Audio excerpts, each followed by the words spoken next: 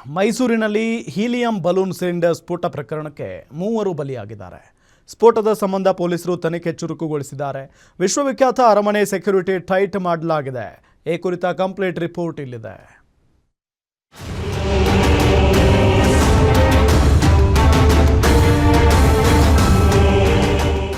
ಮೈಸೂರು ಅರಮನೆಯ ಜಯಮಾರ್ತಾಂಡ ಗೇಟ್ ಬಳಿ ಸ್ಫೋಟ ಪ್ರಕರಣದಲ್ಲಿ ಸಾವಿನ ಸಂಖ್ಯೆ 3ಕ್ಕೆ ಏರಿದೆ.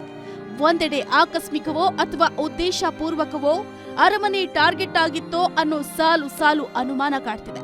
ಇನ್ನು ಅರಮನೆ ಹೊರಗಡೆ ಇರೋ ಸಿಸಿ ಕ್ಯಾಮೆರಾ ಎದುರು ಇಲ್ಲದಂತಾಗಿದೆ. ಈ ಕ್ಯಾಮೆರಾದಲ್ಲಿ ಅಂದಿನ ಘನಘೋರ ದೃಶ್ಯ ಸೆರೆನೇ ಆಗಿಲ್ಲ ಅನ್ನೋದು ಶಾಕಿಂಗ್ ವಿಚಾರವಾಗಿದೆ.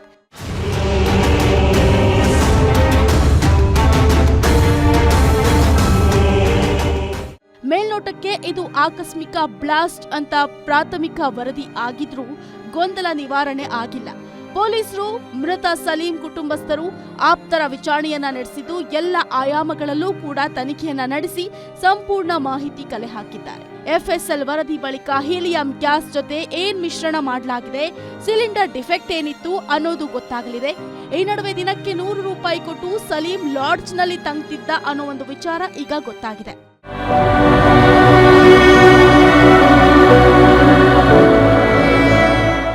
ಒಂದು ಕಡೆ ಪೊಲೀಸರು ತನಿಖೆ ಮಾಡ್ತಿದ್ರೆ, ಸ್ಫೋಟದಿಂದ ಸತ್ತವರ ಕುಟುಂಬಸ್ಥರು ಕಣ್ಣೀರು ಹಾಕ್ತಿದ್ದಾರೆ. ನಿನ್ನೆ ರಾತ್ರಿ ಗಾಯಾಳು ಲಕ್ಷ್ಮಿ ಮೃತಪಟ್ಟಿದ್ದಾರೆ.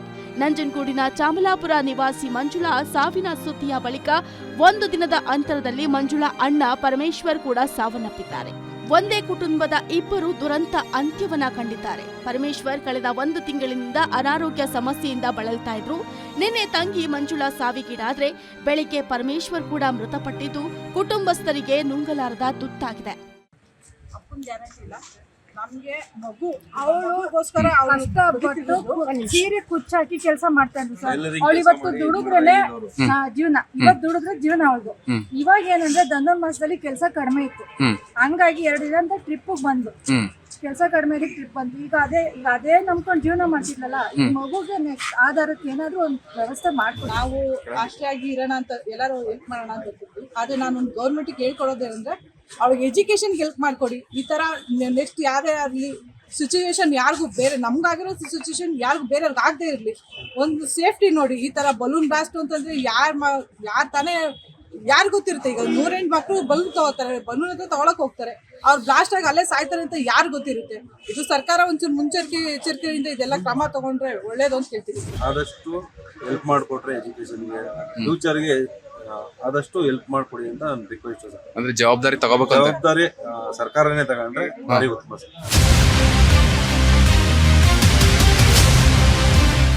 ಒಟ್ಟಾರೆ ಹೀಲಿಯಂ ಗ್ಯಾಸ್ ಸಿಲಿಂಡರ್ ಸ್ಫೋಟ ಮೈಸೂರನ್ನ ಬೆಚ್ಚಿ ಬಳಸಿದ್ದು, ಸಲೀಂ ಪೂರ್ವಾಪರವನ್ನ ಕೆದಕಿರುವ ಪೊಲೀಸರಿಗೆ ಅದು ಆಕಸ್ಮಿಕವಾಗಿ ನಡೆದ ಘಟನೆ ಅನ್ನೋದಕ್ಕೆ ಸಾಕ್ಷಿಗಳು ಸಿಕ್ಕಿದ್ದು ತನಿಖೆ ಕೂಡ ಮುಂದುವರೆಸಿದ್ದಾರೆ. ಕ್ಯಾಮರಾ ಪರ್ಸನ್ ಧನು ಜೊತೆ Suresh B, guarantee news, Mysuru.